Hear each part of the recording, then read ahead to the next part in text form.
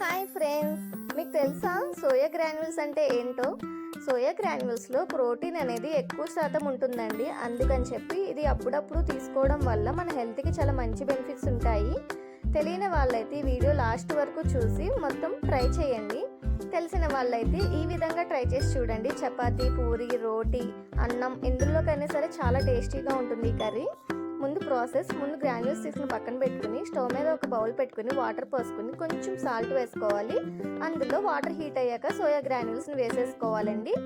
3 to 4 minutes వరకు ఉడకనివ్వాలండి. ఉడికిపోయిన తర్వాత ఒక స్టెయినర్లోకి తీసేసుకోవాలి. సోయా గ్రాన్యూల్స్ మొత్తం వాటర్ అనేవి తీసేసిన తర్వాత 2 to 3 times వరకు గ్రాన్యూల్స్ని బాగా వాష్ చేసుకోవాలండి.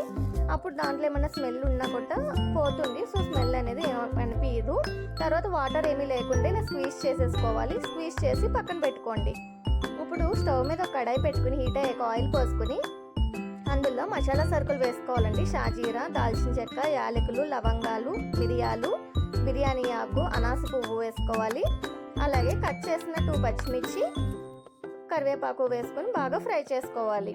ఇలా ఫ్రై అయిపోయిన తర్వాత మనం ఆల్రెడీ 2 ఆనియన్స్ని కట్ చేసుకున్నాము. అవి కూడా వేసేసుకుని ఫ్రై చేసుకోవాలి. ఇలా మొత్తం కలుపుకుంటూ ఫ్రై చేసుకుంటూ ఉండాలి. కొంచెం ఆనియన్స్ ఫ్రై అయిపోయిన తర్వాత ఆల్రెడీ కట్ చేసి పెట్టుకున్న 1 టమాటో వేసుకోవాలండి. మొత్తం ఇవన్నీ కూడా వేసుకుని మొత్తం ఫ్రై అయిపోయిన తర్వాత 1 స్పూన్ పసుపు వేసుకోవాలి. తర్వాత 1 స్పూన్ అల్లం వెల్లుల్లి పేస్ట్ కూడా వేసుకోవాలండి. మొత్తం ఇవన్నీ కూడా ఆనియన్స్కి, టమాటోస్కి బాగా పట్టేంత వరకు కలుపుకొని తర్వాత ఇందులో సోయా గ్రాన్యూల్స్ని వేసేసుకోవాలి. 2 to 3 minutes వరకు ఆ గ్రాన్యూల్స్ని అలా కదుపుకుంటూ ఫ్రై చేసుకోవాలండి. అప్పుడు అందులో 1 స్పూన్ కారం, ధనియాల పొడి, జీలకర్ర పొడి, సాల్ట్ వేసుకుని హాట్ వాటర్ వేసుకోండి. మీకు ఈ వాటర్ కంటెంట్ ఎక్కువ కావాలంటే వాటర్ ఎక్కువ వేసుకోవచ్చు.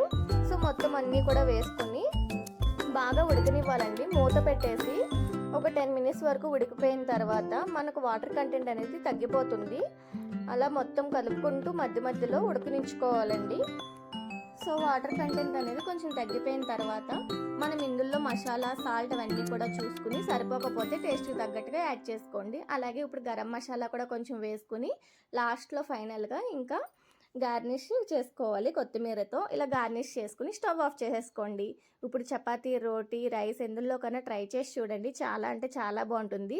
హెల్త్కి మంచి ఫుడ్ కదా, ట్రై చేసి చూడండి.